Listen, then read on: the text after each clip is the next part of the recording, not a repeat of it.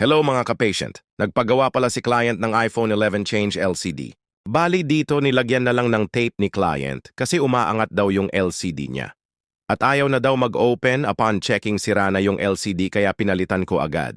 After 15 minutes nagawa na ang cellphone ni client at chinecheck ko na lang yung LCD. Kung okay bago ibigay sa client ang unit. Feel free to leave any questions or comments below and we'll do our best to help you out. As you can see, the new screen is functioning perfectly. Thank you for watching. If you found this video helpful, please give it a thumbs up.